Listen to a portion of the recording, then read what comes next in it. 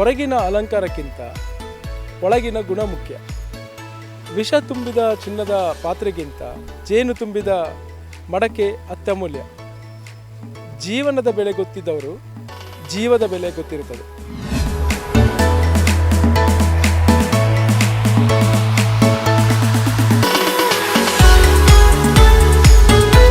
ಗಡಿಯಲ್ಲಿ ನಿಂತು ಕೋಟಿ ಜೀವಗಳ ರಕ್ಷಣೆಗೆ ನಿಂತ ಯೋಧ.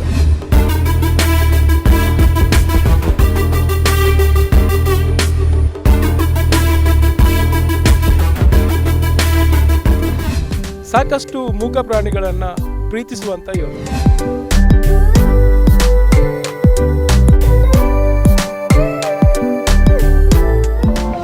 ಇವರೇ ನವೀನ್ ಕಡೇಕರ್.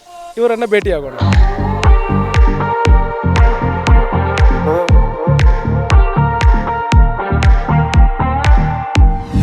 ನನಗೆ ಇವತ್ತು ತುಂಬ ಹೆಮ್ಮೆ ಅನಿಸ್ತದೆ.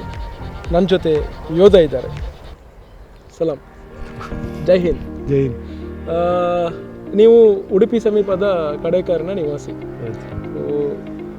ನನಗೆ ನಿಮ್ಮ ಜೊತೆ ಮಾತಾಡಬೇಕಾದ್ರೆ ನನ್ನಿಂದ ಶಬ್ದನೇ ಬರ್ತಾ ಇಲ್ಲ. ಯಾಕಂತ ಹೇಳಿದ್ರೆ ನೀವು ಎಷ್ಟು ವರ್ಷ ಗಡಿಯಲ್ಲಿ ಸೇವೆ ಮಾಡಿ? 11 ವರ್ಷ ಗಡಿಯಲ್ಲಿ ಸೇವೆ ಮಾಡಿದ್ದೀವಿ. ಯಾವ ಬ್ಯಾಚ್ ಆಗಿ? ನಾನು 11 ವರ್ಷದಿಂದ ಮೆಡ್ರಾಸ್ ರೆಜಿಮೆಂಟ್ 18 ಮೆಡ್ರಾಸ್ ಬೆಟಾಲಿಯನ್ ಅಂತ.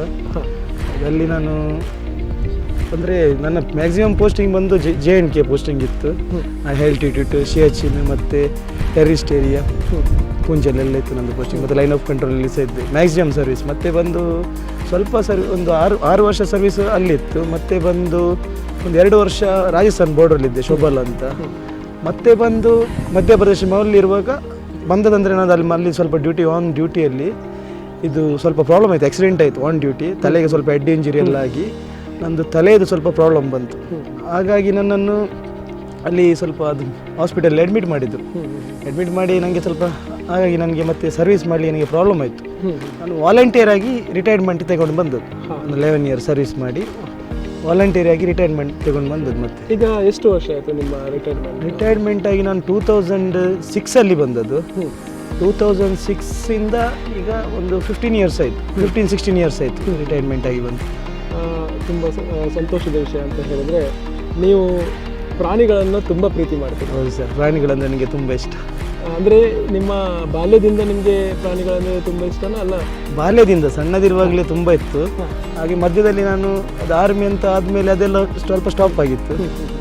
ಮತ್ತು ಪುನಃ ಈಗ ಅಂದರೆ ಸುಮಾರು ವರ್ಷ ಆಯಿತು ಇದು ಸಹ ಸ್ಟಾರ್ಟ್ ಮಾಡಿ. ಅಂದರೆ ನೀವು ಶ್ವಾನ ಅಂದರೆ ಡಾಗ್ ಹೌದು ತುಂಬ ಪ್ರೀತಿ ಮಾಡ್ತಾರೆ. ಹೌದು. ನಿಮ್ಮೊಟ್ಟಿಗೆ ಎಷ್ಟು ಶ್ವಾನಗಳು? 15 ಶ್ವಾನಗಳುಂಟು. ಅದರಲ್ಲಿ ಅಂದರೆ 13 ತಳಿಯದು 15 ನಾಯಿಗಳು ಉಂಟು ನನ್ನ ಹತ್ರ. ಯಾವುದೆಲ್ಲ? ನನ್ನ ಹತ್ರ ಅಂದರೆ ಸೈಂಟ್ ಬರ್ನಾರ್ಡ್, ಮತ್ತು ಗೋಲ್ಡನ್ ರಿಟ್ರೀವರ್, ರಾಟ್ವೈಲರ್, ಮತ್ತು ಜರ್ಮನ್ ಶೆಪರ್ಡ್, ಬಾಕ್ಸರ್, ಮತ್ತು ಅಮೆರಿಕನ್ ಬುಲ್ಲಿ, ಮತ್ತು ಬುಲ್ ಮ್ಯಾಸ್ಟಿಪ್, ಮತ್ತು ಗ್ರೇಟ್ ಡ್ಯಾನ್ಸ್, ಸೈಬೀರಿಯನ್ ಹಸ್ಕಿ, ಶಿಡ್ಜು, ಹೀಗೆ ಕೆಲವು ರೀತಿಯ ಬ್ರೀಡ್ಗಳುಂಟು ನನ್ನ ಹತ್ರ. ನಿಮಗೆ ದಿವಸ ಅಂದರೆ ಬೆಳಗ್ಗೆ ಎದ್ದ ಕೂಡಲೇ ನಿಮ್ಮ ಒಂದು ದಿನಚರಿ ಹೇಗೆ ಇರ್ತದೆ?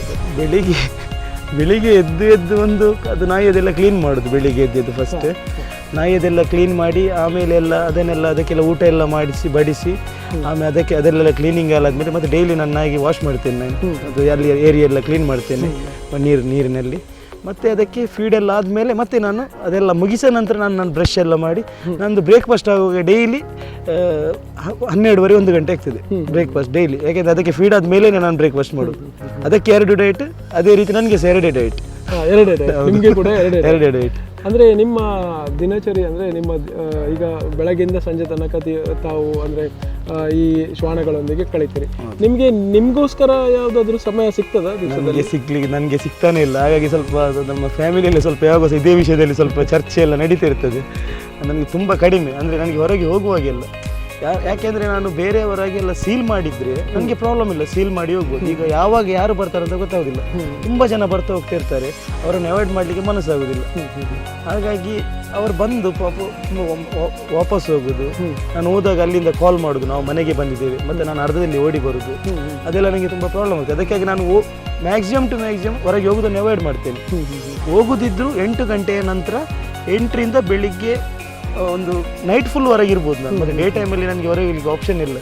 ಅಂದರೆ ಇದು ಕೆಲವು ಸಮಯದಿಂದ ಇದು ರೊಟೀನ್ ನಡೀತಾ ಉಂಟು. ನಾನು ನಿಮ್ಮ ಗೆಳೆಯರ ಹತ್ರ ಕೇಳಿದೆ, ಅಂದರೆ ಗೆಳೆಯರು ನಿಮ್ಮ ಒಂದು ಇಬ್ಬರು ಗೆಳೆಯರು ನನಗೆ ಹೇಳಿದರು, ಅವ್ರ ಜೊತೆ ನೀವು ಹೊರಗಡೆ ಹೋದಾಗ ಎಲ್ಲಿಯಾದ್ರೂ ಏನಾದ್ರು ತಿಂತಿದ್ರೆ ನಿಮ್ಗೂ ತಿನ್ಲಿಕ್ಕೆ ಮನಸ್ಸು ಬರೋದಿಲ್ಲ. ಯಾಕಂತ ಒಂದು ವೀಕ್ಷಕರಿಗೆ ಅದಂದ್ರೆ ನಾನೀಗ ತಿಂತೆ, ನಾನು ಹೇಳಿದ್ರೆ ನಿಮ್ಗೆ 2 ಡಯಟ್ ಅಂತ.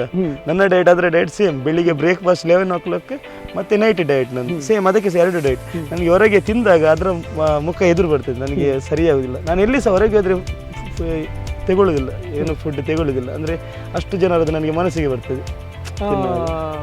ತುಂಬ ಒಳ್ಳೆಯ ವಿಷಯ ನವೀನ್ ಸರ್. ಅದೇ ನೀವು ಮತ್ತೆ ಹೇಳಿ ತುಂಬ ರೆಸ್ಕ್ಯೂ ಎಲ್ಲ ಮಾಡಿದ್ರೆ ಅಂತ.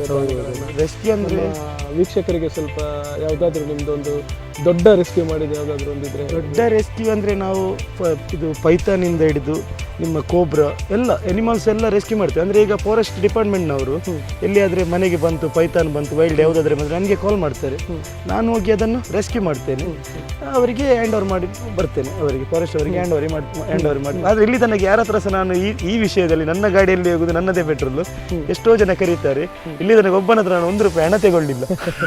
ಅದು ಕೂಡ ನೀವು ತಮ್ಮ ಸ್ವಂತ ವೆಚ್ಚದಿಂದ ಈ ಏನು ನಾವು ಶ್ವಾನಗಳನ್ನು ಇಷ್ಟು ನಾಯಿಗಳನ್ನು ತಾವು ಸಾಕ್ತೀರಿ.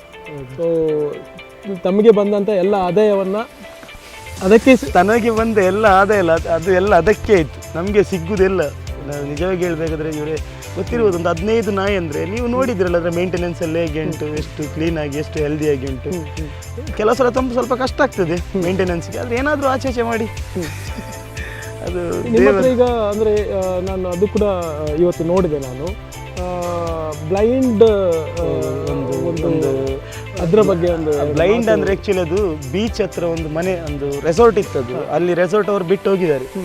ಬಿಟ್ಟು ಹೋದ್ಮೇಲೆ ಅದು ನಾಯಿ ಬ್ಲೈಂಡ್ ಆಗಿ ಆಚೆ ತಿರುಗ್ತಾ ಇತ್ತು. ಯಾರೋ ಒಬ್ರು ಹೇಳಿದ್ರು ಒಂದು ನಾಯಿ ಉಂಟು ಬ್ಲೈಂಡ್, ಅದಕ್ಕೆ ಇದು ಒಳ್ಳೆ ಬ್ರೀಡ್ ಕಷ್ಟ ಆಗ್ತದೆ ಹಾಗಾಗಿ ಹೇಳಿದರು. ಮತ್ತು ನಾನು ಮತ್ತು ನನ್ನ ಫ್ರೆಂಡ್ ಹೋಗಿ ನೋಡಿದ್ವಿ, ನಿಜವಾಗ್ಲೂ ಅದಕ್ಕೆ ಕಣ್ಣು ಕಾಣಿಸ್ತಿಲ್ಲ ಸರಿಯಾಗಿ. ಅದಕ್ಕೆ ನಾವು ಅದನ್ನು ಈಗ ತಂದು ಇಟ್ಟಿದ್ದೇವೆ ಮನೆಯಲ್ಲಿ. ಈಗ ಅದು ಅಂದರೆ ಯಾವುದೇ ಉದ್ದೇಶದಿಂದಲ್ಲ, ಸುಮ್ಮನೆ ಇಟ್ಕೊಂಡಿದ್ದೇವೆ ಆಮೇಲೆ. ಗ್ರೇಟ್ ಡೇನ್ ಬ್ರೀಡ್ ಅದು, ಬ್ಲೈಂಡ್ ಅದು ಅದಕ್ಕೆ ಏಜ್ ಆಗಿದೆ, ಅದಕ್ಕೆ 9 to ಮ್ಯಾಕ್ಸ್. ಡಾಕ್ಟರ್ ಹತ್ರ ಎನ್ಕ್ವೈರಿ ಮಾಡಿದಾಗ ಅದಕ್ಕೆ 9+ ಆಗಿದೆ ಅಂತ ಏಜ್. ಅದೇ ಥರ ಇನ್ನೊಂದು ಸಹ ಸಿಕ್ಕಿದೆ ನಮಗೆ ಇಲ್ಲಿ ಕೆಂಪುತೂರು ಬ್ರಿಡ್ಜಲ್ಲಿ, ಯಾರ ಒಂದು ಸಣ್ಣ ಪಗ್ ಅಂದರೆ ಏಜ್ ಆಗಿದೆ, ಅದಕ್ಕೆ 8 years ಸಮಥಿಂಗ್ ಆಗಿದೆ, ಫುಲ್ ಇನ್ಫೆಕ್ಷನ್. ಅದನ್ನು ಮಳೆಗಾಲದಲ್ಲಿ ನದಿಗೆ ಎಸೆದೋಗಿದ್ರು. ಅದನ್ನು ಸಹ ನಾವು ಎತ್ಕೊಂಡು ಬಂದು ಅದಕ್ಕೆ ಸುಮಾರು ಖರ್ಚು ಮಾಡಿದ್ದೇವೆ, ಸ್ಕಿನ್ ಎಲರ್ಜಿ ಟ್ರೀಟ್ಮೆಂಟ್ ಎಲ್ಲ ಆಯಿತು. 1.5 ವರ್ಷ ನನ್ನ ಜೊತೆಗೆ ಇತ್ತದು. ಮತ್ತು ಅದಕ್ಕೆ ಅಂದರೆ ಮೆಡಿಸಿನ್, ಅದರ ಮೆಡಿಸಿನ್ ಸೈಡ್ ಎಫೆಕ್ಟ್ ಆಗಿ ಮೋಸ್ಟ್ಲಿ ಏಜ್ ಆಗ್ತಾ ಬಂತು, ಅದು ತೀರ್ಕೊಂಡ್ಬಿಟ್ಟು. ನೀವು ಅಂದರೆ ಅತಿಯಾದ ಪ್ರೀತಿ ತೋರಿಸ್ತೀರಿ. ಅಂದರೆ ಈಗ ಕೆಲವು ಜನರು ಈಗ ರಸ್ತೆ ಬದಿಯಲ್ಲೆಲ್ಲ ಈ ನಾಯಿಗಳನ್ನು ಬಿಟ್ಟು ಹೋಗ್ತಾರೆ, ಪಾಪ ವೆಹಿಕಲ್ ನಡಿಗೆ ಬಂದು ಬೀಳ್ತದೆ ಎಲ್ಲ, ಅವುಗಳಿಗೆ ಪೆಟ್ಟಾಗ್ತದೆ. ಅಂಥ ನಾಯಿಗಳನ್ನು ನೀವು ಯಾವತ್ತಾದರೂ ನೋಡಿದ್ದೀರಿ? ಹೌದು, ನೋಡಿದ್ದೇನೆ ಸರ್. ಅಂದರೆ ಈಗ ನೋಡಿ ನಮ್ಮದು ಬಂದು ಈಗ ಇದು ಜಾಸ್ತಿ ಆಗ್ತದೆ. ಈಗ ಇದರಲ್ಲಿ ನಮಗೆ ಅಂದರೆ ಗೊತ್ತಾಯ್ತಲ್ಲ ನಿಮಗೆ, ಅಂಥದ್ದು 1000 ಸಿಗ್ತದೆ ನಮಗೆ ರೋಡಲ್ಲಿ ಹೋಗು. ಇದಕ್ಕೆಲ್ಲ ಗೌರ್ಮೆಂಟ್ ಅವ್ರು ಏನಾದರೂ ಒಂದು ಇದು ಮಾಡಿಕೊಟ್ರೆ ನಾವು ರೆಡಿ, ನಾವು ಏನು ಬೇಕಾದ್ರೆ ರೆಡಿ, ಎಲ್ಲ ಬೀದಿನ ಏನು ಬೇಕಾದ್ರೆ ತಂದು ಮನೆಯಲ್ಲಿ ಇಟ್ಕೊಳ್ತೇನೆ. ಅದಕ್ಕೆ ತಕ್ಕ ವ್ಯವಸ್ಥೆ ಏನಾದರೂ ಗೌರ್ಮೆಂಟಿನ ಸೈಡಿಂದ ಬಂದರೆ ನಾವು ಅದಕ್ಕೆ ಸಹ ಮಾಡ್ಬೋದು. ಎಲ್ಲ ಪ್ರಾಣಿಗಳಿಗೆ ಅಂದರೆ ಪ್ರಾಣಿಗಳಿಗೆ ನೋವಾದರೆ ಹೇಳಲಿಕ್ಕೆ ಬರಲ್ಲ, ಆದರೆ ಅದನ್ನ ಆ ಪರಿಸ್ಥಿತಿಯಲ್ಲಿ ಬಿಟ್ಟು ಆಗುದಿಲ್ಲ. ಆದರೆ ಬಿಟ್ಟು ಹೋಗದೆ ಅಂದರೆ ತಂದು ಮನೆಯಲ್ಲಿ ಇಟ್ಕೊಳ್ಳಿಕ್ಕೂ ಕಷ್ಟದ ಪರಿಸ್ಥಿತಿ. ಅದರಿಂದ ಸರ್ಕಾರದವರು ಏನಾದರೂ ಅದರ ಬಗ್ಗೆ ಏನಾದರೂ ಮಾಡಿಕೊಟ್ರೆ ನಾವು ಅದನ್ನೆಲ್ಲ ಡಾಗ್ಸ್ಗಳನ್ನೆಲ್ಲ ರೆಸ್ಕ್ಯೂ ಮಾಡಿ ಅದಕ್ಕೆ ಬೇಕಾದ ಡೈಲಿ ಬೇಕಾಗುವ ವ್ಯವಸ್ಥೆ ಎಲ್ಲ ಮಾಡ್ಬೋದು. ಈಗ ಕೆಲವರು ಶೋಕಿಗಂತ ನಾಯಿಗಳನ್ನು ತೆಕ್ಕೊಂಡು ಸ್ವಲ್ಪ ದಿವಸದಲ್ಲಿ ಅವರಿಗೆ ಅದರದ್ದು ಮನಸ್ಸು ಬೇಡ, ಅವರಿಗೆ ಅಂದರೆ ಸಾಕುದು ಬೇಡ.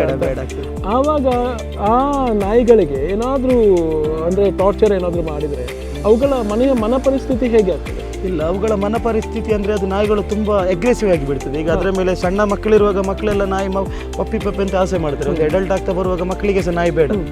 ಮಕ್ಕಳು ಕೇಳಿದ್ರಂತ ಪೇರೆಂಟ್ಸ್ ಕೊಡ್ತಾರೆ, ಆ್ಯಕ್ಚುಲಿ ಅವರಿಗೆ ಇಂಟ್ರೆಸ್ಟ್ ಉಂಟಾ ಇಲ್ವಂತ ಕರೆಕ್ಟ್ ಇದು ಮಾಡಿ ಕೊಡೋದಿಲ್ಲ. ಮತ್ತು ಅದು ನಾಯಿ ಮೇಂಟೆನೆನ್ಸ್ ಇಲ್ಲದೆ, ಅದರ ಮೇಲೆ ಅಟೆನ್ಷನ್ ಇಲ್ಲದೆ ಅದು ನಾಯಿ ಅಗ್ರೆಸಿವ್ ಆಗ್ತದೆ. ಅಂಥ ನಾಯಿಗಳ ನಮ್ಮ ಮನೆಗೆ ಬಂದಿದೆ, 1-2 ನಾಯಿ ಉಂಟು. ಅದು ಮೇಂಟೆನೆನ್ಸ್ ಆಗದೆ, ಈಗ ಸೈಂಟ್ ಬರ್ನಾರ್ಡ್ ಬ್ರೀಡ್ಸ್ ಹಾಗೆ ನನ್ನ ಮನೆಯಲ್ಲಿರೋದು, ಅದು ಮನೆಯವರಿಗೆ ಸುಮಾರು ಬಾರಿ ಕಚ್ಚಿದೆ. ಅದು ಕೊನೆ ತನಕ ಎಲ್ಲಿಗೆ ಅಂದರೆ ಅದನ್ನು ಏನು ಆಪ್ಷನ್ ಇರಲಿಲ್ಲ, ಒಂದೇ ಒಂದು ಅದಕ್ಕೆ ಇಂಜೆಕ್ಷನ್ ಕೊಟ್ಟು ಸಾಯಿಸಬೇಕು, ಬೇರೆ ಆಪ್ಷನ್ ಇರಲಿಲ್ಲ. ಆದರೆ ನಾನು ಅದನ್ನು ತುಂಬ ಕಷ್ಟಪಟ್ಟೆ, ಅಂದರೆ ತುಂಬ ಕಷ್ಟ. ನನಗೆ ಸಲ 2-3 ಸಲ ಬಾಯಿ ಸಾಕಿದೆ ಅದು, ಅದು ಸಹ ನಾನು ಬಿಟ್ಕೊಡ್ಲಿಲ್ಲ. ಈಗ ಅದು ಅದು ನನ್ನ ಹತ್ರ ಒಳ್ಳೆ ಉಂಟು. ಅಂದ್ರೆ ನಾವು ಅದ್ರ ಮೇಲೆ ತೋರಿಸುವ ಪ್ರೀತಿ ಮೇಲೆ ಎಷ್ಟು ಅಗ್ರೆಸಿವ್ ಇದ್ರು, ಎಷ್ಟು ವೈಲ್ಡ್ ಇದ್ರು, ನಾವು ಅದನ್ನು ಒಂದು 2 ತಿಂಗಳಲ್ಲಿ ಅದನ್ನು ಕಂಟ್ರೋಲಿಗೆ ತರಬಹುದು. ಆದ್ರೆ ನಾವು ಮನಸ್ಸು ಮಾಡ್ಬೇಕು ಅಷ್ಟೇ. ಅದೇ ವೀಕ್ಷಕರಿಗೆ ಏನು ಹೇಳಲಿಕ್ಕೆ ಇಷ್ಟಪಡ್ತೀವಿ? ಯಾವುದು ಅದೇ ವೀಕ್ಷಕರಿಗೆ ಹೇಳುವುದೇನೆಂದರೆ, ನಾಯಿಯನ್ನು ಪರ್ಚೇಸ್ ಮಾಡುವಾಗಲಿ ಇದು ಯೋಚನೆ ಮಾಡಿ ಮಾಡಬೇಕು. ಕೆಲವರಿಗೆ ಅಂದರೆ ಬ್ರೀಡ್ನ ಬಗ್ಗೆ ಗೊತ್ತಿರೋದಿಲ್ಲ. ಈಗ ಕೆಲವರು ಗ್ರೇಟ್ ಡೇನ್ ಅಂತ ಬ್ರೀಡ್ಗಳನ್ನೆಲ್ಲ ತಗೊಳ್ತಾರೆ.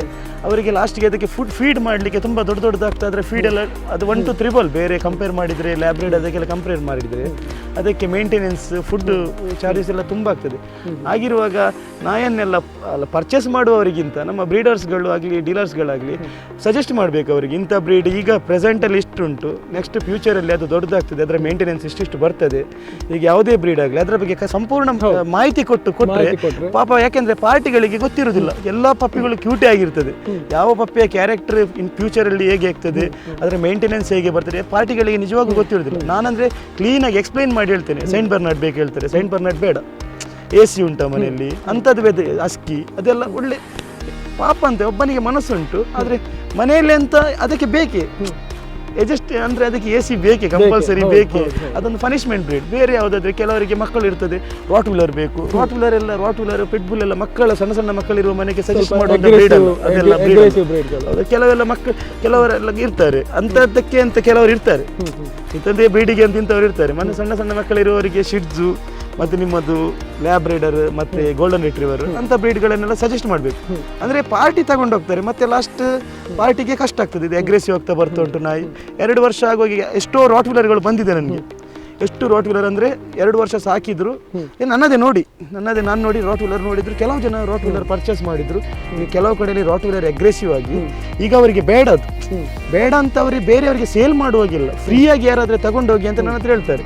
ನಾನೀಗ ಆ ನಾಯಿಯನ್ನು ಯಾರಿಗೊಬ್ಬನಿಗೆ ಸಜೆಸ್ಟ್ ಮಾಡಿ, ಮನೆಯವರಿಗೆ ಕಂಟ್ರೋಲ್ ಆಗದ ನಾಯಿ ಬೇರೆಯವನಿಗೆ ಸಜೆಸ್ಟ್ ಮಾಡಿ ಆ ಮನೆಯಲ್ಲಿ ಮಕ್ಕಳನ್ನು ಯಾರಾದ್ರು ಹೊಡೆದು ಸಾಯಿಸಿದರೆ ನಾವು ಅದಕ್ಕೆ ಜವಾಬ್ದಾರ ಆಗ್ತಾರೆ, ಹೊಣೆ ಆಗ್ತೀವಿ. ಅದಕ್ಕಾಗಿ ಅವರು ಬೇಸಿಕಲಿ ಮಿಸ್ಟೇಕ್ ಮಾಡಿದವರು, ಪರ್ಚೇಸ್ ಮಾಡಿದವರು ಮತ್ತು ಕೊಟ್ಟವರು ಕರೆಕ್ಟ್ ಇದು ಮಾಡಿ ಕೊಟ್ಟಿದ್ರೆ ಅವರು ತೆಗೊಳ್ಳುವರು. ಈಗ ತೆಗೊಂಡಾಗಿದೆ. ಈಗ ಪರಿಸ್ಥಿತಿ ಮಿತಿ ಮೀರಿದಾಗ ನಮ್ಮಂಥವ್ರು ನೆನಪಾಗ್ತಾರೆ. ಅವರೊಂದು ಜುಲ್ಲೇರು ಮಾರು ಯಾರೇನಾದ್ರು ಸೆಟ್ ಮಲ್ಪೇರು ಅಗ್ರೆಸಿವ್ ಇತ್ತುಂಟಲ್ಲ, ಹಾಗೆಲ್ಲ ಬರ್ತದೆ. ನಮಗೆ ನಾವು ಎಷ್ಟನ್ನೆಲ್ಲ ಸೆಟ್ ಮಾಡಿ ಕೂತ್ಕೊಳ್ಳಿ ಆಗ್ತದೆ. ಅಂದರೆ ನೀವು ಹೇಳೋ ಪ್ರಕಾರ ಈಗ ಶ್ವಾನ ಪ್ರಿಯರು ಶ್ವಾನವನ್ನು ತೆಕೊಂಡ್ರೆ ಪ್ರೀತಿಯಿಂದ ನೋಡಬೇಕು, ಆಮೇಲೆ ಕ್ಲೀನ್ ಆಗಿ ಇಟ್ಕೊಳ್ಬೇಕು, ಆಮೇಲೆ ಅವುಗಳಿಗೆ ಕಾಲಕ್ಕೆ ತಕ್ಕ ಟೈಮಲ್ಲಿ ವ್ಯಾಕ್ಸಿನೇಷನ್ ಮಾಡಬೇಕು. ಯಾವುದೋ ಕಾರಣಕ್ಕೂ ಎಲ್ಲಿಯೂ ಕೂಡ ಹೊರಗೆ ಬಿಡಬಾರ್ದು. ಯಾಕೆಂತ ಹೇಳಿದ್ರೆ ಅವುಗಳಿಗೆ ಅಂದ್ರೆ ಮನೆಯಲ್ಲಿ ಸಾಕಿದ ನಾಯಿಗಳಿಗೆ ಹೊರಗಡೆ ಅದು ಬೇಡವಾದ್ದನ್ನೆಲ್ಲ ಕೆಲ ನಾಯಿಗಳು ಬೇಡವಾದ್ದನ್ನೆಲ್ಲ ತಿಂತದೆ, ಅದಕ್ಕೆ ಸ್ಟಮಕ್ ಪ್ರಾಬ್ಲಮ್ ಬರ್ತದೆ, ಅದೆಲ್ಲ ಬರ್ತದೆ. ಹಾಗಾಗಿಲ್ಲ ಅಂದ್ರೆ ನಾಯಿಯೊಟ್ಟಿಗೆ ನಾವು ಮ್ಯಾಕ್ಸಿಮಮ್ ಅಂದ್ರೆ ಒಂದು ದಿನಕ್ಕೆ ಒಂದು ½ an hour ಸಾಕು. ಇಷ್ಟು ರೊಟೀನಲ್ಲಿ ದಿನಕ್ಕೆ ಒಂದು ½ an hour ನಾಯಿಯೊಟ್ಟಿಗೆ ಸ್ಪೆಂಡ್ ಮಾಡಿದರೆ ಅದು ನಾಯಿ ನಮ್ಮೊಟ್ಟಿಗೆ ಫುಲ್ ಹ್ಯಾಪಿ, ಅದಕ್ಕೆ ಸಾಕು. ಒಂದು ದಿನಕ್ಕೆ ½ day ಟೈಮ್ ಸಾಕು ಅದಕ್ಕೆ. ನಾವು ಫುಲ್ ಮಾಡುವ ಫೀಡಿಗಿಂತ ಅದರೊಟ್ಟಿಗೆ ನಾವು ಸ್ಪೆಂಡ್ ಮಾಡುವ ಒಂದು ½ an hour ಟೈಮ್ ಒಂದು ದಿನಕ್ಕೆ ಅಷ್ಟು ಸಾಕು. ಅದಕ್ಕೆ ತುಂಬ ಖುಷಿ ಆಗ್ತದೆ. ಅದರ ಹತ್ತಿರ ಹೋಗೋದಿದ್ರೆ ಅದು ಮತ್ತೆ ಬೇರೆ ಅಗ್ರೆಸಿವ್ ಆಗ್ತದೆ ಅಂಥದ್ದೆಲ್ಲ ವಿಷಯ. ಈಗ ನಿಮ್ಮಲ್ಲಿಗೆ ಅಗ್ರೆಸಿವ್ ಆದ ನಾಯಿಗಳನ್ನು ತಂದು ಕೊಡ್ತಾರೆ ಅಂದರೆ ಬೇರೆ ನೀವು ಅವುಗಳಿಗೆ ಹೇಗೆ ನಾನಂದ್ರೆ ನನಗೆ ಅಂದರೆ ಆಪ್ಷನ್ ಇರೋದಿಲ್ಲ, ಬಂದಾಗಿದೆ ನಾನು ರಿಸ್ಕ್ ತಗೊಳ್ಳೇಬೇಕು. ಕಚ್ಚಿದ್ರೆ ಕಚ್ಚಿತ್ತು, ಯಾರಿಗೆ ಹೇಳಿದೆ ನಾಯಿ ಅಗ್ಗಿಂಡ ಕಚ್ಚದ ಗೊತ್ತಿಲ್ಲ ಅಷ್ಟೇ. ಮತ್ತೆ ನೀವು ಹೇಗೆ ಮಾಡೋದು, ಮತ್ತೆಂತ ಮಾಡೋದು, ಬಂದಾಗಿದೆ ಈಗ ನಾನು ಸರಿ ಮಾಡಲೇಬೇಕು, ನಮ್ಮ ಕರ್ತವ್ಯ. ಅವರು ಮಾಡಿದಾಗೆ ನಾವು ಮಾಡಲಿಕ್ಕೆ ಆಗೋದಿಲ್ಲ. ಅವ ಸಹ ಹಾಗೆ ಸೈಡಲ್ಲಿ ಹಾಕಿಬಿಟ್ಟ ಅಂತ ನಾನು ಸೈಡಲ್ಲಿ ಹಾಕಿಬಿಟ್ರೆ ಅದು ಇನ್ನೂ ಸಹ ಜಾಸ್ತಿ ಆಗಿ ಮತ್ತೆ ಆಪ್ಷನ್ ಇರೋದು ಒಂದು ಅದನ್ನು ಇಂಜೆಕ್ಷನ್ ಕೊಟ್ಟು ಸಾಯಿಸಬೇಕು. ಅದಕ್ಕಾಗಿ ಈಗ ಹತ್ತಿರ ಹೋಗಿ ಸ್ವಲ್ಪ ರಿಸ್ಕ್ ತಗೊಂಡು ಕಚ್ಚಿದ್ರೆ ಕಚ್ಚಿತ್ತು, ಹೋದ್ರೆ ಹೋಯ್ತು ಅಂತ ಡೇರಿಂಗ್ ಅಲ್ಲಿ ಹೋಗ್ಬೇಕು. ಮುಟ್ಟಿ ನಿಮಗೆ ಇಷ್ಟೆಲ್ಲ ನೀವು ಪ್ರಾಣಿಗಳನ್ನ ಪ್ರೀತಿ ಮಾಡ್ತೀರಿ, ನಿಮ್ಮ ಮನೆಯಲ್ಲಿ ನಿಮಗೆ ಹೇಗೆ ಸಪೋರ್ಟ್ ಮಾಡ್ತಾರೆ? ಮನೆಯಲ್ಲಿ ಮಾಡ್ತಾರೆ, ಹಾಗೇನಿಲ್ಲ. ಆ್ಯಕ್ಚುಲಿ ಹೇಳ್ಬೇಕಾದ್ರೆ ಎಲ್ಲ ಮೇಂಟೆನೆನ್ಸ್ ಎಲ್ಲ ಮಾಡೋದು ನಾನೊಬ್ಬನೇ ಅದರದ್ದೆಲ್ಲ ನಾನೊಬ್ಬನೇ. ಅಂದರೆ ಅದಕ್ಕಾಗಿ ಸಪೋರ್ಟ್ ಅಂದರೆ ಯಾರದು ಅವಾಯ್ಡ್ ಮಾಡ್ತಾ ಇಲ್ಲ. ಯಾಕೆಂದರೆ ನಾನೀಗ ಇಷ್ಟು ಕರೆಕ್ಟಾಗಿ ಪ್ರಾಪರಾಗಿ ನಿಮ್ಮ ಹತ್ರ ಮಾತಾಡಲಿಕ್ಕೆ ಕಾರಣವೇ ನನ್ನ ನಾಯಿಗಳು. ಅದು ನನ್ನ ಫ್ಯಾಮಿಲಿಗೆ ಗೊತ್ತು, ನನ್ನ ಮನೆಯವರಿಗೆ ಗೊತ್ತು. ಅಂದರೆ ಅವರದ್ದು ಇಂಟೆನ್ಷನ್ ಅಂದರೆ ಅದರಲ್ಲಿ ಅವನಿಗೆ ಹಣ ಬರದಿದ್ದರೂ ಪರವಾಗಿಲ್ಲ, ಅವನಷ್ಟಕ್ಕೆ ಅದರೊಟ್ಟಿಗೆ ಈಗ ಕರೆಕ್ಟ್ ಆಗಿದೆ, ಅವನ ಮೈಂಡ್ ಸೆಟ್ ಎಲ್ಲ ಕರೆಕ್ಟ್ ಆಗಿದೆ, ಅವನಷ್ಟಕ್ಕೆ ಅವ ಇದ್ದಾನೆ, ಯಾರಿಗೆ ಕರೆಕರಿಲ್ಲ, ತೊಂದರೆ ಇಲ್ಲ. ಅವನಿಂದ ಹಣ ಬರ್ತದ ಫ್ಯಾಮಿಲಿಗೆ ಅದು ಬೇಡ ಮುಖ್ಯ. ಅಂದರೆ ಅವನಿಂದ ಫ್ಯಾಮಿಲಿಯಲ್ಲಿ ಯಾರಿಗೆ ತೊಂದರೆ ಆಗ್ತಿಲ್ಲ, ಅವ ನಾರ್ಮಲ್ ಆಗಿ ಬದುಕ್ತಿದ್ದಾನೆ ಅಂತ.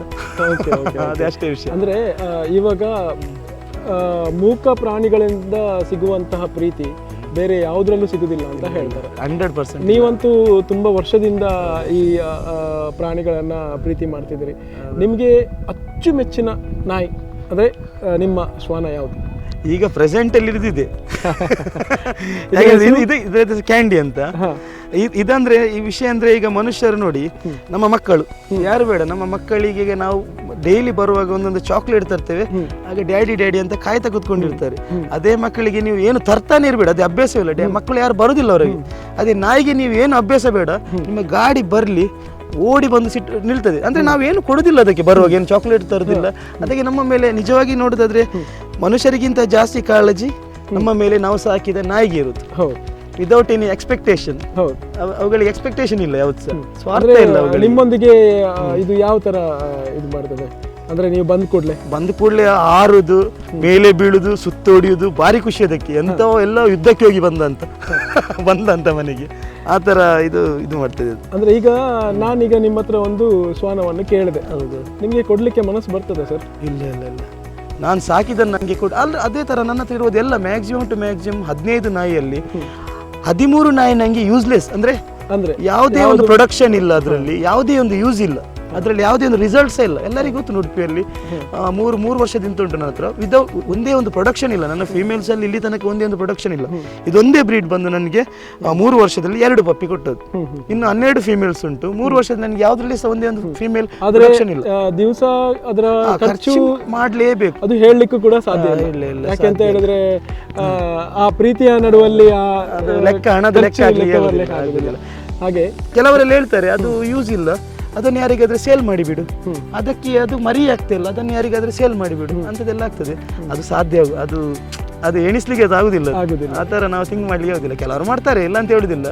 ಯಾರೆಲ್ಲ ಬಿಸ್ನೆಸ್ ಪರ್ಪಸ್ ಆಗಿ ಇಟ್ಕೊಂಡಿದ್ದಾರೆ ಅವರೆಲ್ಲ ಚೇಂಜ್ ಮಾಡ್ತಾರೆ. ಪಪ್ಪಿ ಇಡ್ತೆಲ್ಲ ಅದನ್ನು ಸೇಲ್ ಮಾಡೋದು, ಬೇರೆಯವರಿಗೆ ಕೊಡೋದು, ಬೇರೆ ಥರದ್ದು ಎಕ್ಸ್ಚೇಂಜ್ ಎಲ್ಲ ಮಾಡಿ ತರ್ತಾರೆ. ಆದರೆ ನಾನು ಇಲ್ಲಿ ತನಕ ಯಾವುದೇ ನಾಯಿಯನ್ನು ಎಕ್ಸ್ಚೇಂಜ್ ಮಾಡಿ ಬೇಡ ಅಂತ ನೀವು ನೋಡಿದ್ದೀರಲ್ಲ, ಎಲ್ಲ ನಾಯಿಗಳು ಯಾವುದು ದುಡ್ಡು ಮಾಡ್ಲಿಕ್ಕೆ ಇರುವಂತ ನಾಯಿಗಳು ಯಾವುದಿಲ್ಲ ನನ್ನ ಮನೆಯಲ್ಲಿ. ಎಲ್ಲ ದುಡ್ಡು ತಿನ್ನುವಂತ ನಾಯಿಗಳಿರು. ಅದು ಕೂಡ ನಾನು ನಿಮ್ಮ ಮನೆಯ ಸುತ್ತ ನೋಡಿದೆ, ಮೀನುಗಳು ನೀವು ಇಷ್ಟು ಪ್ರೀತಿಯಿಂದ ಸಾಕ್ತೀರಿ. ಅಂದ್ರೆ ಎಲ್ಲ ಪ್ರಾಣಿಗಳನ್ನ ಎಲ್ಲದನ್ನು ಕೂಡ ನೀವು ಪ್ರೀತಿ ಮಾಡ್ತಾರೆ. ಸೊ ನಿಮ್ಗೆ ಆ ಒಂದು ಪ್ರೀತಿ ನಿಮ್ಗೆ ರಿಟರ್ನ್ ಸಿಗ್ತದೆ. ಡೆಫಿನೆಟ್ಲಿ ಸಿಗ್ತಾ ಉಂಟು. ನೀವು ನನ್ನೊಟ್ಟಿಗೆ ಇದ್ದೀರಲ್ಲ, ಕ್ಯಾಮರಾದ ಮುಂದೆ ನಾನಿದ್ದೀನಿ ಅನ್ನೋದು. ಈಗ ಅದೇ ನನಗೆ ಹಣ ಸಿಕ್ಕಿದೆ ಅಂತ ನನಗೆ ಹೇಳುದಿಲ್ಲ, ಅದು ಇಷ್ಟು ಸಾಕು ನನಗೆ ಹಣ ಬೇಡ, ನನಗೆ ಮನುಷ್ಯರ ಪ್ರೀತಿ ಸಾಕು. ಹೌದು. ಸೊ ನೀವು ದೇಶ ಸೇವೆ ಮಾಡ್ತಿದ್ರಿ, ಆವಾಗ ನಿಮ್ಗೆ ಅಲ್ಲಿ ಕೂಡ ಎಲ್ಲಿಯಾದ್ರೂ ಒಂದು ಇನ್ಸಿಡೆನ್ಸ್ ಆಗಿದೆಯಾ? ಎಲ್ಲಿಯಾದ್ರೂ ಅಂದ್ರೆ ನೀವು ಪ್ರಾಣಿಗಳನ್ನು ನೋಡಿದೀಯಾ? ಹೌದೌದು, ನನ್ನ ಹತ್ರ ಅಲ್ಲಿ ಸಹ ಡಾಗ್ ಸಿಕ್ತು. ಅಲ್ಲಿ ಸಹ ನನ್ನ ಹತ್ರ ಅಲ್ಲಿ ಇದೆ, ಲೋಕಲ್ ಡಾಗ್ಸ್ ಎಲ್ಲ ನನ್ನ ಹತ್ರ ಇತ್ತು. ನಾನು ಸಾಕ್ತಾ ಇದ್ದೆ. ಒಂದು ನಾಯಿ ಮರಿಯನ್ನು ನಾನು ಅಲ್ಲಿಂದ ನಮ್ಮ ಹೈ ಆಲ್ಟಿಟ್ಯೂಡ್ ಸಿಯಾಚಿನಿಂದ ನಾನು ಟೋಟಲ್ ನನಗೆ ಅಲ್ಲಿಂದ 5 ಡೇಸ್ ಬಸ್ ಜರ್ನಿ, ಜಮ್ಮುವಿಂದ 2 ದಿವಸ, ಒಂದು 10 ಡೇಸ್ ಜರ್ನಿ ಮಾಡಿ ನಾನು ಉಡುಪಿಗೆ ತಂದಿದ್ದೆ ಒಂದು ಪಪ್ಪಿ ತಂದಿದ್ದೆ. ಇಲ್ಲ, ಅದು ನಾನು ಅಂದ್ರೆ ಅದಕ್ಕೆ ಅಂದ್ರೆ ಒಂದು 7-8 ವರ್ಷ ಬಂದಿತ್ತು ಅದು. ಮತ್ತೆ ಅದಕ್ಕೆ ಏನೋ ಒಂದು ಪ್ರಾಬ್ಲಮ್ ಆಯ್ತು, ಸತ್ತೋಗಿದೆ. ಇವಾಗ ತಮ್ಮ ಎಲ್ಲ ಜರ್ನಿಯನ್ನು ನೀವು ಹೇಳಿದ್ರಿ, ಅಂದರೆ ನೀವು ಮಾಡುವಂತಹ ಒಂದು ಒಂದು ಪ್ರಾಣಿ ಸೇವೆ ಅಲ್ಲ, ಎಲ್ಲ ಪ್ರಾಣಿಗಳನ್ನು ನೀವು ಪ್ರೀತಿ ಮಾಡ್ತೀರಿ. ಈಗ ವೀಕ್ಷಕರಿಗೆ ನೀವು ಏನು ಹೇಳಲಿಕ್ಕೆ ಇಷ್ಟಪಡ್ತೀರಿ? ವೀಕ್ಷಕರಿಗೆ ಹೇಳುವುದೇನೆಂದರೆ, ಈಗ ನಮ್ಮ ಮನೆಯಲ್ಲಿ ಸಣ್ಣ ಮಕ್ಕಳು ಯಾರಾದರೂ ಇದ್ದರೆ ಅವರನ್ನು ಬೇರೆ ಮಕ್ಕಳ ಕೈಗೆ ಬಿಡಬೇಡಿ. ಅವರ ಕೈಯಲ್ಲಿ ಒಂದು ಸಣ್ಣದು ಯಾವುದೊಂದು ಕ್ಯೂಟ್, ಯಾವುದೊಂದು ನಾಯಿ ಮರಿಯ, ಯಾವುದೊಂದು ಪೆಟ್ಸನ್ನು ಕೊಡಿ. ಮನುಷ್ಯರಿಂದ ಮಕ್ಕಳು ಕಲಿಯುವುದು ಬೇಡ, ಪ್ರಾಣಿಗಳಿಂದ ಮಕ್ಕಳು ಏನಾದರೂ ಒಳ್ಳೇದು ಕಲೀಲಿ. ಮನುಷ್ಯರಿಂದ ಮಕ್ಕಳು ಒಳ್ಳೇದು ಕಲಿತಾರೆ. ಈ ಸಮಯದಲ್ಲಿ ಅಂದ್ರೆ ಮೊಬೈಲ್ ಲೋಕ ಬಿಟ್ರೆ ಬೇರೆ ಯಾವುದಿಲ್ಲ. ಅದಕ್ಕಿಂತ ಎಲ್ಲರಿಗೂ ಒಂದೊಂದು ಕೈಯಲ್ಲಿ ಮಕ್ಕಳಿಗೆ ಪಪ್ಪಿ ಕೊಟ್ಟು ನೋಡಿ ಅವರ ಹತ್ರ ಎಷ್ಟು ಚೇಂಜಸ್ ಬರ್ತದೆ ಅಂತ ನೀವೇ ನೋಡಿ. ಅಂದ್ರೆ ಅದನ್ನ ಈಗ ಪಾಲನೆಯನ್ನ ಹೇಗೆ ಮಾಡ್ಬೇಕಂತ ನೀವು ಹೇಳಿದ್ರಿ. ಈಗ ಯಾರಿಗೆ ಯಾವ ತಕ್ಕ ಬ್ರೀಡ್ಗಳು ಬೇಕಾಗ್ತದಂತೆ ಒಂದು ಹೇಳಿದ್ರಿ ಅಂತ ಹೇಳಿದ್ರೆ, ಈಗ ಕೆಲವರು ಸಣ್ಣ ಮನೆಯಲ್ಲಿರ್ತಾರೆ, ಕೆಲವರು ತೋಟದ ಮನೆಯಲ್ಲಿರ್ತಾರೆ. ಆವಾಗ ಸಣ್ಣ ಮನೆಯಲ್ಲಿರುವಾಗ ದೊಡ್ಡ ನಾಯಿಗಳನ್ನು ತಗೊಂಡು ಬಂದರೆ ಅವುಗಳಿಗೆ ಕಂಫರ್ಟೇಬಲ್ ಆಗಿರೋದಿಲ್ಲ. ಸೊ ಹಾಗೆ ಅವರಿಗೆ ತಕ್ಕ ಹಾಗೆ ನಾಯಿಗಳನ್ನು ಸಜೆಸ್ಟ್ ಮಾಡಬೇಕು.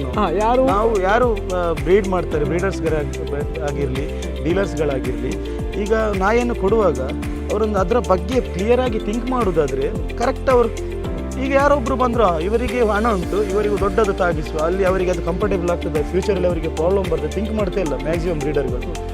ಇದು ಒಳ್ಳೆ ಉಂಟು, ಇದು ತಗೊಂಡೋಗಿ ಸೈಂಟ್ ಬರ್ನಾರ್ಡ್ ಕೊಡೋದು, ರಾಟ್ ವೀಲರ್ ಕೊಡೋದು. ರಾಟ್ ವೀಲರ್ ಅಂದರೆ ಎಂತಂತ ಕೆಲವರಿಗೆ ವಿಷಯವೇ ಗೊತ್ತಿರೋದು. ಅವರ ಲೆಕ್ಕದಲ್ಲಿ ರಾಟ್ ವೀಲರ್ ಲ್ಯಾಬ್ರೇಟರ್ ಅಂದರೆ ಕಲರ್ ಮಾತ್ರ ಚೇಂಜ್ ಕೆಲವರ ವಿಷಯದಲ್ಲಿ, ಅದರ ಕ್ಯಾರೆಕ್ಟರ್ ಅದರ ಬಿಹೇವಿಯರ್ಸ್ ಹೇಗಿರ್ತದೆ ಅಂತ ಗೊತ್ತಿರೋದಿಲ್ಲ. ಹಾಗೆ ಕೆಲವರಿಗೆ ನಾಯಿ 1-2 ಜನ ಇರ್ತಾರೆ ಕೆಲವು ಮನೆಯಲ್ಲಿ, ಒಂದು ನಾಯಿ ಪೆಟ್ ಡಾಗ್ ಡೇನ್ ಸಜೆಸ್ಟ್ ಮಾಡ್ತಾರೆ. ಆ್ಯಕ್ಚುಲಿ ಡೇನಿಗೆ ಮಾಡಿದ್ರಲ್ಲಿ ಅವರು ಉಳಿದ ತಿನ್ಬೇಕು ವಿನ್ನ, ಅವರು ಮಾಡಿದ್ರಲ್ಲಿ ಡೇನಿಗೆ ಹೊಟ್ಟೆ ಸಾಕಾಗುದಿಲ್ಲ, ಉಳಿದ್ರಲ್ಲಿ ಆಗುದಿಲ್ಲ. ಮತ್ತೆ ಅಂಥದ್ರಲ್ಲೆಲ್ಲ ನಮ್ಮ ಲ್ಯಾಬ್ರೇಟರ್ ಪಿಟ್ಬುಲ್ಗಳಂತ ನಾಯಿಗಳನ್ನು ಮನೆಯಲ್ಲಿ ಅಂದರೆ ಮಕ್ಕಳಿರುವ ಜಾಗದಲ್ಲಿ ಸಾಕೋದು ಸೇಫ್ ಅಂತ? ಆ್ಯಕ್ಚುಲಿ ಸೇಫ್ ಅಲ್ಲ, ಆದರೆ ಸರ್ ನಾನು ಹೇಳಿದಲ್ಲ ಸರ್ ನಿಮಗೆ, ಯಾವುದೇ ಇರಲಿ ಅದರೊಟ್ಟಿಗೆ ನಾವು ಹೇಗೆ ಇರ್ತೇವೋ ಅದು ನಮ್ಮೊಟ್ಟಿಗೆ ಆಗಿರ್ತದೆ. ಯಾವುದೇ ಬ್ರೀಡ್ ಇರಲಿ, ಇದು ಬ್ರೀಡ್ ಅಗ್ರೆಸಿವ್ ಅಂತ ನಾನು ಯಾವುದನ್ನು ಹೇಳುವುದಿಲ್ಲ. ನಾವು ಹೇಗೆ ಅದೇ ಲ್ಯಾಬ್ರೇಟರ್ ಅನ್ನು ಸಹ ಅಗ್ರೆಸಿವ್ ಮಾಡ್ಲಿಕ್ಕೆ ಆಗ್ತದೆ, ಪಿಟ್ಬುಲ್ ಆಗಿ ಮಾಡ್ಲಿಕ್ಕೆ ಆಗ್ತದೆ. ಅದೆಲ್ಲ ನಮಸ್ಕಾರ, ಏನಾಗ್ತದೆ ಸ್ವಸ್ತಿಕ್ ಬಂದೆ ನವೀನ എൻ്റെ ಫ್ರೆಂಡ್ ಹೆಂಗೆ ಬಂದು ಆರು ಮಲ್ತೊನಿಪ್ಪನ ಎಟ್ಟೆ ಬೇಲೆ ಆವಡು ಪೂರ ಒಂಜಿ ಪ್ರಾಣಿನ ಒಂಜಿ ಇಟ್ಟೆಲ್ಲ ಒಂಜಿ ರೆಸ್ಕ್ಯೂ ಮಲ್ಪುನ ಆವಡು ಪೂರೆಲ್ಲ ಎಟ್ಟೆಡ್ ಮಲ್ತೊಂದುಲ್ಲೇರೆ. ಅಂಜನೆ ಡಾಗ್ಸ್ ಬ್ರೀಡಿಂಗ್ ಆವಡು, ಅಂಜನೆ ಡಾಗ್ಸ್ ಬ್ರೀಡಿಂಗ್ ಸೇಲಿಂಗ್ ನಿಗಲ ಬಿಡ್ತಾರೆ ಪಪ್ಪೀಸ್ ಮೀನಿ ಬೋಡಿತ್ನ ಅವರ ಮಲ್ತು ಕೊರೊಂದಿಲ್ಲ ಸೇಲ್ ಮಲ್ಪೇರೆ. ಸೊ ಅಂಚಾದ ಒಂತೆ ಪಬ್ಲಿಕ್ ನಮಗೆ ಏನು ಪಂಡ ಒಂತೆ ಆಯ್ನತ್ತ ಒಂದು ಸಪೋರ್ಟ್ ಮಲ್ಪಲೆ ಇಂಚಿನ ಐಕ್ ಪೂರ ಬಾಕಿದಕ್ಕೆ ಹೋಗ್ಲಿ ಸಪೋರ್ಟ್ ಮಲ್ಪೇರೆ ಪಂಡ ಒಟ್ಟು ಚಂದ ಐಕ್ ಜಾಸ್ತಿ ಸಪೋರ್ಟ್ ಮಲ್ಪೋರು. ಅವು ಬಿಡ್ತು ಒಂದು ಇಂಚಿನ ಐಕ್ ಒಂತೆ ಅನಿವಲ್ ರೆಸ್ಕ್ಯೂ ಏನು ಉಂಡು ಐಕ್ ಏನು ಮಲ್ಪೇರು ಉಂಡು ಐಕೊಂತೆ ರೆಸ್ಕ್ಯೂ ಮಲ್ಪನ ಐಕೊಂತೆ ಸಪೋರ್ಟ್ ಮಲ್ಪಲೆ. Thank you. ಎನ್ನ ಬುದರ್ ತನ್ವಿ ಯಾನಾರು ನಮ್ಮ ಮಗಲ್ 8th ಸ್ಟ್ಯಾಂಡರ್ಡ್ ಕಲ್ತೊಂದಿಲ್ಲ. ಸೊ ಇವನ್ ಹೆಂಗೊಂದು ಆ್ಯನಿಮಲ್ಸ್ ಮತ್ತು ಲೈಕ್ ಇಷ್ಟ ಉಂಡು. ಆ್ಯಂಡ್ ಅರ್ನ ಬಗ್ಗೆ ಡ್ಯಾಡಿನ ಬಗ್ಗೆ ಬಂದ ಲೈಕ್ ಎಂಕೊಂಡು ಟೈಮ್ ಸ್ಪೆಂಡ್ ಮನ್ಪುನ ಜಾಸ್ತಿ ಆರು ಆ್ಯನಿಮಲ್ಸ್ ಒಟ್ಟೆ ಮನ್ಪು. ಸೊ ಇವನ್ ಅವಲಂಗೆ ಎಂಕಲ್ಲ ಫ್ಯಾಮಿಲಿಲಿ ಹಾಕ್ಕೊಂಡು ಲೈಕ್ ಮಾರ್ನಿಂಗ್ ಬೇಗಲ್ಲ ಹಾಕಿದ್ದು ಐತನೇ ಕೆಲಸ ಪೂರ ಹಾಕೊಂಡು ಲೈಕ್ ನಮ್ಮ ಆತ್ಮಲ್ ಪೂಜೆ ನಮ್ಮ ಜಾಸ್ತಿ ಆರೇ ಪೂರ ಈಗ ವರ್ಕ್ ಪೂರ ಮಂತದ್ದು. ಸೊ ಎಂಕಲೆಗ್ಲ ಐತೊಟ್ಟು ಹಚ್ಚುಂಡು ಆ್ಯನಿಮಲ್ಸ್ ಒಟ್ಟು ಎಂಕಲ್ಲೊಂದು ಫ್ಯಾಮಿಲಿಲಿ ಹಾಕ್ಕನೆ ಆತನ ಲೈಕ್ ಯಾನ್ ಮಮ್ಮಿ ಡ್ಯಾಡಿ ಆ್ಯಂಡ್ ಇವನ್ ಫ್ಯಾಮಿಲೀಸ್ ಒಟ್ಟುಡು ಅಂಚ ಆ್ಯನಿಮಲ್ಸ್ ಒಟ್ಟು. ಎಂಕಲ್ಲ 14 ಡಾಗ್ಸ್ ಉಂಡುತ್ತಾ ಮಸ್ತ್ ಡಾಗ್ಸ್ ಲೈಕ್ ಕೇರ್ಗೆ ತೊಂದರೆ ಪೂಜೆ ಅಂಚ ಒಂದಿಜ್ಜಿ ಪಂಡ ಪೂರ ಐಕ್ಲ ಹ್ಯಾಪಿ ಹ್ಯಾಪಿ ಲಕ್ಕನೆ ಫುಡ್ ಪೂರ ಪಾಡ್ದದ್ದು ಐಕೆ ಎಡ್ಡೆ ವನಸ್ಗ್ಲ ಈಕ್ವಲ್ ಉಂಡು. ಸೊ ಅದೆಲ್ಲ ಪ್ರಾಬ್ಲಮ್ ಇಜ್ಜಿ ಅಂಚ ಲೈಕ್ ಮಸ್ತ್ ನಾಯಿಲುಲ್ಲ ಅಂಚ ಅದೆಲ್ಲ ಪ್ರಾಬ್ಲಮ್ ಪೂರ ಅಂಚದಾಲಿಜ್ಜಿ. ಇವತ್ತು ನಮಗೆ ಅಂದರೆ ನವೀನ್ ಸರ್ ಅವರು ಶ್ವಾನಗಳ ಬಗ್ಗೆ ತುಂಬ ಮಾಹಿತಿಯನ್ನು ಕೊಟ್ಟಿದ್ದಾರೆ. ಅದರಲ್ಲೂ ಕೂಡ ಯಾರಿಗೆ ಯಾವ ತಕ್ಕ ಮನೆಗೆ ಬೇಕಾದಂತಹ ಬ್ರೀಡ್ಗಳನ್ನು ತಗೊಂಡು ಬಂದು ಸಾಕಬೇಕು, ಅವುಗಳನ್ನು ಹೇಗೆ ಪಾಲನೆ ಮಾಡಬೇಕು, ಆಮೇಲೆ ಅವುಗಳನ್ನು ಹೇಗೆ ನಾವು ರಕ್ಷಿಸಬೇಕಂತ ಕೂಡ ಹೇಳಿದ್ದಾರೆ. ನವೀನ್ ಸರ್, ತಮ್ಮ ಅಮೂಲ್ಯವಾದ ಸಮಯವನ್ನು ನಮಗೆ ಕೊಟ್ಟಿದ್ದೀರಿ ತಮ್ಮ ಬ್ಯುಸಿ ಶೆಡ್ಯೂಲಲ್ಲಿ. ಸೊ ವೀಕ್ಷಕರಿಗೆ ಏನು ಹೇಳಲಿಕ್ಕೆ ಇಷ್ಟಪಡ್ತೀರಿ? ವೀಕ್ಷಕರಿಗೆ ಹೇಳುವುದೇನೆಂದರೆ, ನಾವು ಯಾವುದೇ ಒಂದು ಪಪ್ಪಿಯನ್ನಾಗಲಿ ಪರ್ಚೇಸ್ ಮಾಡುವಾಗ ನಾವು ಒಂದು ಯೋಚನೆ ಮಾಡಿ, ಈಗ ನಮ್ಮ ಮನೆಗೆ ಸೆಟ್ ಆಗುವಂಥ, ನಮ್ಮ ಮನೆಯಲ್ಲಿ ಮಕ್ಕಳಿಗೆ ಸೆಟ್ ಆಗುವಂಥ ನಾಯಿಗಳನ್ನೇ ಪರ್ಚೇಸ್ ಮಾಡಬೇಕು. ಮತ್ತು ನಮಗೆ ಅದರೊಟ್ಟಿಗೆ ನೀವು ಎಷ್ಟು ಆಹಾರ ಫುಡ್ ಹಾಕ್ತಿರೋದಕ್ಕೆ ಅದು ಮುಖ್ಯ ಅಲ್ಲ, ಅದರೊಟ್ಟಿಗೆ ಎಷ್ಟು ನೀವು ಸಮಯ ಕೊಡ್ತೀರಿ ಅದು ತುಂಬ ಪ್ರಾಮುಖ್ಯ ಕೊಡ್ತದೆ. ಅಂದರೆ ಅದು ನಾಯಿ ಇಲ್ಲದ್ರೆ ಅದು ಡಿಪ್ರೆಷನ್ಗೆ ಹೋಗ್ತದೆ, ಅದು ಮತ್ತೆ ಅಗ್ರೆಸಿವ್ ಆಗ್ತದೆ ಅಂತ ಕೆಲವು ಸಮಸ್ಯೆಗಳು ಆದಷ್ಟು ಆಗಿದೆ. ಹಾಗಾಗಿ ನೀವು ದಿನಕ್ಕೆ ಒಂದು ಅರ್ಧ ಗಂಟೆ ಅದರೊಟ್ಟಿಗೆ ಟೈಮ್ ಸ್ಪೆಂಡ್ ಮಾಡಿದರೆ ಅಷ್ಟು ಸಾಕು. ಅಂದರೆ ದಿನಕ್ಕೊಂದು ಅರ್ಧ ಗಂಟೆ ಅದರೊಟ್ಟಿಗೆ ನಾವು ಅದ್ರಿಗೆ ಆಟ ಆಡೋದಾದ್ರೆ ಏನಾದರೂ ಮಾಡೋದು, ವಾಕಿಗೆ ಕರ್ಕೊಂಡು ಹೋಗೋದು, ಅದರೊಟ್ಟಿಗೆ ಟೈಮ್ ಸ್ಪೆಂಡ್ ಮಾಡಬೇಕು. ಅಷ್ಟಿದ್ರೆ ನಾಯಿ ಏನೂ ಪ್ರಾಬ್ಲಮ್ ಬರೋದಿಲ್ಲ, ಯಾವುದೇ ಒಂದು ಅದು ಅಗ್ರೆಸಿವ್ ಆಗೋದಾಗಲಿ ಅಂಥ ಸಮಸ್ಯೆಗಳು ಬರೋದಿಲ್ಲ. ಹಾಗಾಗಿ ನಾಯಿಗಳನ್ನು ಆದಷ್ಟು ಪ್ರೀತಿ ಮಾಡಿ, ಅವುಗಳಿಗೆ ಹಿಂಸೆ ಮಾಡಲಿಕ್ಕೆ ಹೋಗಬೇಡಿ. ಹೊಡೆಯುವುದು ಬಡಿಯುವುದಾಗಲಿ ಮತ್ತು ಆಗೋದಿಲ್ಲ ಅಂತ ರೋಡ್ ಸೈಡಲ್ಲಿ ಬಿಟ್ಟು ಬರೋದು, ಅದೆಲ್ಲ ತುಂಬ ಸಮಸ್ಯೆ. ಹಾಗಾಗಿ ನಿಮ್ಮ ಹತ್ರ ವಿನಂತಿ ಏನಂದರೆ, ನೀವು ದಯವಿಟ್ಟು ನಾಯಿಗಳನ್ನು ಆದಷ್ಟು ಪ್ರೀತಿ ಮಾಡಿ, ಅವುಗಳನ್ನು ಹಣದ ದೃಷ್ಟಿಯಲ್ಲಿ ನೋಡಬೇಡಿ. ಒಂದು ನಮ್ಮ ಹಾಗೆ ಒಂದು ಜೀವ ಎಂದು ಭಾವಿಸಿ ಅದರೊಟ್ಟಿಗೆ ಸ್ವಲ್ಪ ಆದಷ್ಟು ನಿಮ್ಮ ಪ್ರೀತಿಯನ್ನು ಹಂಚಿಕೊಳ್ಳಿ. ಅದು ನಿಮ್ಮೊಟ್ಟಿಗೆ ಸದಾ ಯಾವಾಗಲೂ ಅದು ಸಂತೋಷದಲ್ಲಿ ಇರ್ತದೆ ಮತ್ತು ಯಾವುದೇ ಪ್ರಾಬ್ಲಮ್ ಬರೋದಿಲ್ಲ ಮತ್ತು ನಿಮಗೆ ನಾಯಿ ವಿಷಯದಲ್ಲಿ. ಕಾರ್ಯಕ್ರಮಕ್ಕೆ ಬಂದದಕ್ಕೆ ಸರ್ ನಿಮಗೆ ತುಂಬ ಧನ್ಯವಾದಗಳು.